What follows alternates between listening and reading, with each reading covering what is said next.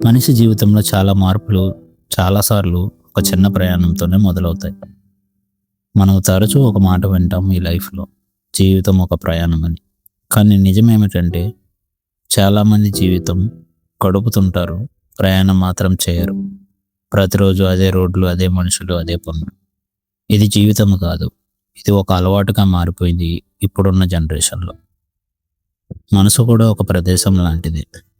కొత్తదాన్ని చూడనివ్వకపోతే అది పాత ఆలోచనలతోనే తిరుగుతూ ఉంటుంది. కానీ న్యూ ప్లేసెస్ చూసినప్పుడు మనసులో ఒక కొత్త ఆలోచనలు పుడతాయి. ఇక్కడ ఒక విషయం గుర్తుంచుకోండి. ప్రయాణం అంటే డిస్టెన్స్ కాదు. అది ఒక బెస్ట్ ఎక్స్‌పీరియన్స్. చిన్న ప్రయాణమైనా సరే, పెద్ద ప్రయాణమైనా సరే మన జీవితంలో పెద్ద మార్పు తీసుకొని రాగలవు. ఎందుకంటే మీరు ఒక కొత్త ప్రదేశానికి వెళ్ళినప్పుడు మీరు కూడా కొంచెం మారిపోతారు. అక్కడున్న అలవాట్లు, అక్కడున్న క్లైమేట్స్‌కి. ఆ సమయంలో మీరు గ్రహిస్తారు ప్రపంచం ఎంత పెద్దదో, మరి మీ సమస్యలు ఎంత చిన్నవో అని. మీరు బయటికి వెళ్ళకపోతే మీ ప్రపంచం ఎప్పటికీ చిన్నదిగానే ఉండిపోతుంది.